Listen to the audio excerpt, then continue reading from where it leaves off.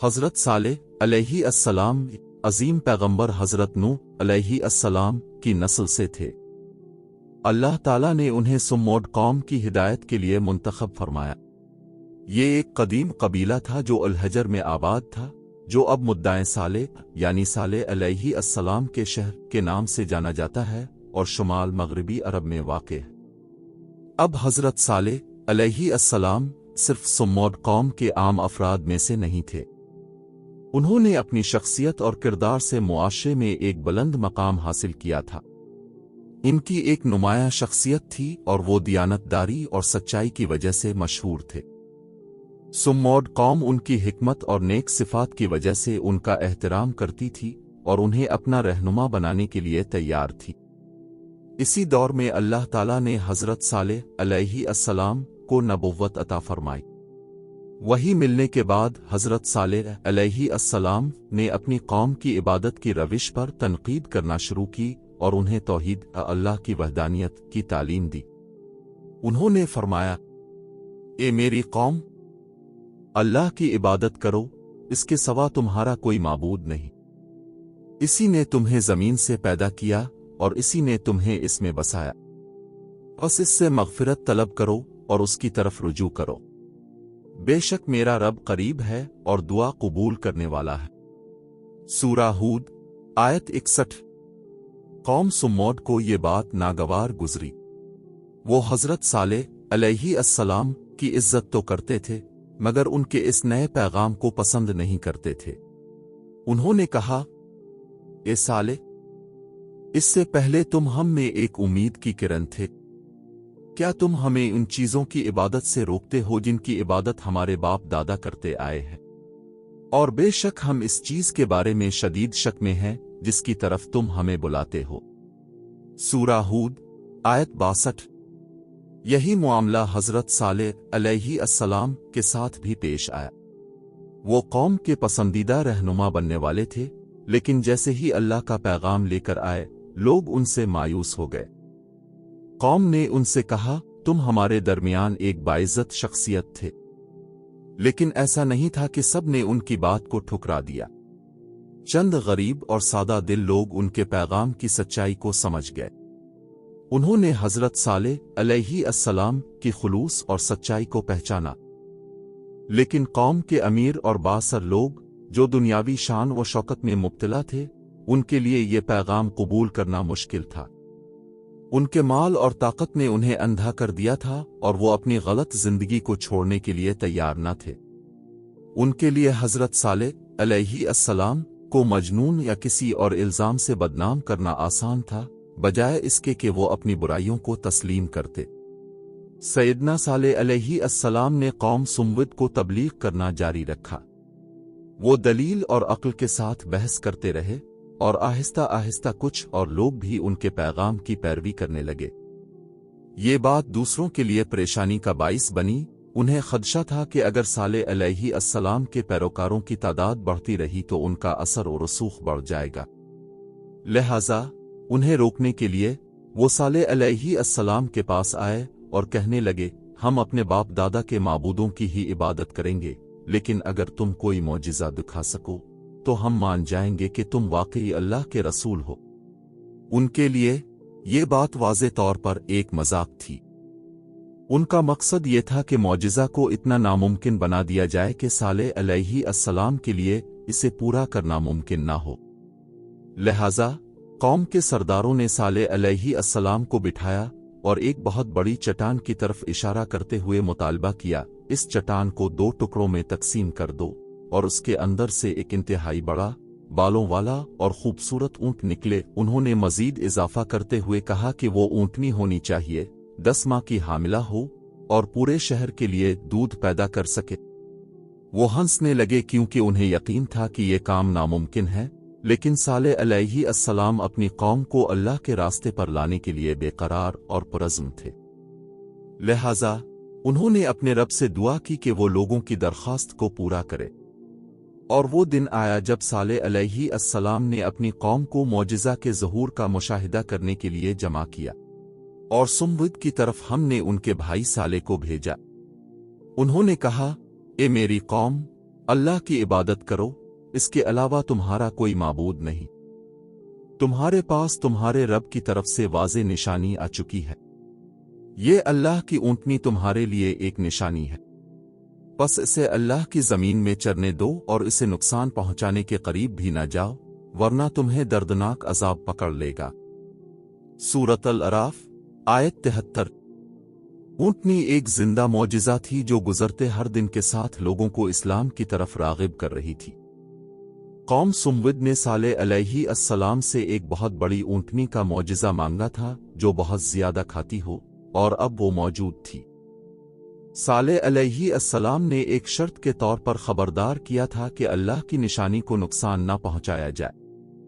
ऊँटनी को जमीन में आजादाना चरने दो और तालाब से पानी पीने दो। अल्लाह ने अपने नबी से फरमाया, हम ऊँटनी को उनके लिए एक आजमाइश बनाकर भेज रहे हैं, बस उन पर नजर रखो, सालिस और सब्र करो, और उन्हें बताओ कि पानी उनके और ऊँटनी के दरमियान तकसीम होगा, तो हर एक को बारी बारी पानी पीने का हक हासिल होगा। सूरत अल-कमर आयत 28। काफिरों से ये सब बर्दाश्त न हो सका। उन्होंने अल्लाह से निशानी मांगी थी और अब उसके वजूद से ही परेशान थे। ऊँटनी के आने का मतलब ये था कि उन्हें अपने जानवरों को खुलाने और पिलाने का शेड्यूल तब्दील करना पड़ता, जो उन्हें तकलीफ दे लगता था। उन्होंने एक बहुत बड़ी ऊँटनी मांगी थी, लेकिन जब वो उनके अपने रेवड़ से ज्यादा चरती और पानी पीती तो वो शिकायत करने लगे। जब ऊँटनी दूसरे जानवरों के करीब से गुजरती तो वो इसके साइज और रंग से खौफजदा होकर भाग जाते। लेकिन हकीकत में ऊँटनी से इनकी नफरत इन ज़ाहिरी वजूहात से कहीं ज्यादा गहरी थी। बुनियादी तौर पर ऊँटनी एक जिंदा अलामत थी। ये उनके मुसलसल गलत कामों की एक मुस्तकिल याद दहानी थी। कुरान पाक में जिक्र है, जब इनमें से बदतरीन शख्स ऊँटनी को मारने के लिए उठ खड़ा हुआ, लेकिन अल्लाह के रसूल ने उन्हें खबरदार किया, अल्लाह की ऊँटनी को मत छेड़ो और उसके पीने के दिन का ख्याल रखो। सूरत अश-शम्स आयत 12-13।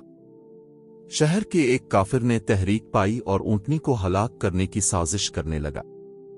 उसने अपने मकसद के लिए 8 और साथियों को जमा किया और पूरे शहर की हिमायत हासिल की। साले अलैहि अस्सलाम की सख्त सजा की वार्निंग को बिल्कुल नजरअंदाज करते हुए वो अपने मिशन पर निकल पड़े। शहर के लोगों ने इसे एक वाज़े फतह समझा और इन मर्दों के लिए जोर जोर से खुशी का इजहार किया। उन्होंने ऊँटनी को ज़बह कर दिया और उसका गोश्त खा लिया। जब साले अलैहि अस्सलाम को इसका इल्म हुआ तो वो लोगों को खबरदार करने के लिए दौड़े, लेकिन तब तक बहुत देर हो चुकी थी। लोगों ने उनका मजाक उड़ाते हुए कहा, ए साले, अगर तुम वाकई रसूल हो तो हमारे लिए वो अजाब ले आओ जिसका तुम वदा करते हो। साले अलैहि अस्सलाम ने जवाब दिया, तुम अपने घरों में 3 दिन तक मजे कर लो। ये एक ऐसा वदा है जो टलने वाला नहीं है। सूरत हूद 11-65। काफिरों ने साले अलैहि अस्सलाम का मजाक उड़ाया और उनसे अजाब को जल्दी लाने के लिए कहा। साले अलैहि अस्सलाम ने कहा, ए मेरी कौम, तुम भलाई से पहले बुराई क्यों तलब करते हो? तुम अल्लाह से बख्शिश क्यों नहीं मांगते ताकि तुम पर रहम किया जाए?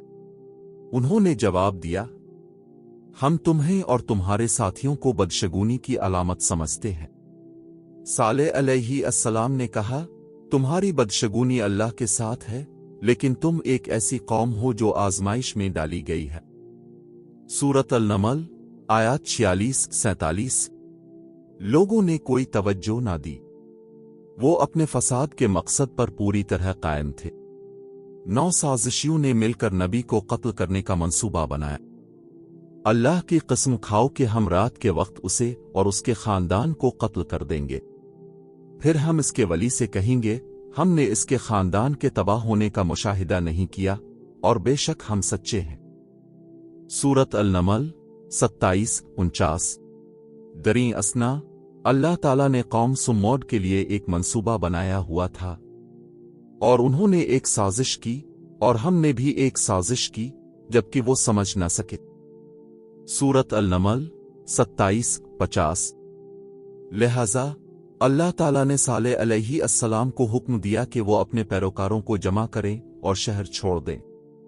यही हाल उन तमाम लोगों का होता है जो मुजिज़े मांगते हैं, और जब मुजिज़े ज़ाहिर हो जाते हैं लेकिन वो अपनी सरकशी पर कायम रहते हैं तो वो तबाह कर दिए जाते हैं। याद करो जब लोगों ने ईसा अलैहि अस्सलाम से पूछा, ए मरियम के बेटे ईसा, क्या तुम्हारा रब हमारे लिए आसमान से एक दस्तरखान नाजिल करने पर राजी होगा जो खाने से भरा हो? सूरत अल-माइदा आयत 112। ईसा अलैहि अस्सलाम ने जवाब दिया, अल्लाह से डरो अगर तुम मोमिन हो। फिर उन्होंने अल्लाह ताला की तरफ रुजू किया और आसमान से बेहतरीन खाने की दरख्वास्त की। अल्लाह ताला ने जवाब दिया, बेशक मैं इसे तुम पर नाजिल करूंगा, लेकिन जो तुम में से कोई इसके बाद कुफ्र करेगा तो मैं इसे ऐसे अजाब से दूंगा जिससे मैंने दुनिया में किसी को नहीं दिया। सूरत अल-माइदा आयत 115। सुम्मोद के काफिरों के पास इस दिन कोई मददगार न था। उन्होंने अल्लाह ताला के गज़ब को मोल ले लिया था। दरीं असना, अल्लाह ताला की रहमत ने साले अलैहि अस्सलाम और मोमिनों को बचा लिया। एक दिन साले अलैहि अस्सलाम अल हजर वापस आए और अपनी कौम की तबाही को देखा। उन्होंने दुख भरे दिल से कहा, ए मेरी कौम, मैंने तुम्हें अपने रब का पैगाम पहुंचा दिया था और तुम्हें नसीहत की थी, लेकिन तुम नसीहत करने वालों को पसंद नहीं करते। सूरत अल-अराफ आयत 79। हजरत अब्दुल्लाह बिन उमर रज़ी अल्लाह अन्हु से रवायत है, जब हम गज़ा तबूक के लिए जा रहे थे और जब हम अहल हजर की बस्तियों के करीब पहुंचे तो रसूल अल्लाह सल्लल्लाहु अलैहि वसल्लम ने अहल हजर के बारे में हमसे फरमाया, इन लोगों के घरों में दाखिल ना होना इल्ला ये कि तुम रोते हुए दाखिल हो, लेकिन अगर तुम ना रो सको तो उनके घरों में दाखिल ना होना, ऐसा ना हो कि तुम भी इस अजाब में मुब्तला हो जाओ जिसमें वो मुब्तला हुए थे। आज भी ये निशानियां अल्लाह ताला की तरफ से बाकी हैं, न कि हमारे लिए तफरी का सामान, बल्कि हमें उन जगहों पर वापस जाना चाहिए रोने के मानी में कि ये हमारे लिए एक याद दहानी हो, उनकी गलतियों से सबक सीखने का मौका हो। हजरत आयशा रज़ी अल्लाह अन्हा से रवायत है, जब नबी सल्लल्लाहु अलैहि वसल्लम तूफानी बादलों को देखते तो आप इधर उधर चलने लगते, और जब बारिश होती तो आप आराम करते। उन्होंने कहा, मैंने अब से इस बारे में कुछ कहा तो आपने फरमाया, मुझे क्या मालूम, हो सकता है कि ये वही हो जैसा कि अल्लाह ताला ने फरमाया। और जब उन्होंने इसे एक बादल की शक्ल में देखा जो उनकी वादियों की तरफ बढ़ रहा था तो उन्होंने कहा, ये तो हम पर बारिश लाने वाला बादल है। लेकिन हूद अलैहि अस्सलाम ने कहा, बल्कि ये वो है जिसके लिए तुम बेताब थे, एक तेज हुआ जिसमें दर्दनाक अजाब है। सूरत अल-अहकाफ आयत 24 और सही जामे तिर्मिज़ी हदीस नंबर 3257।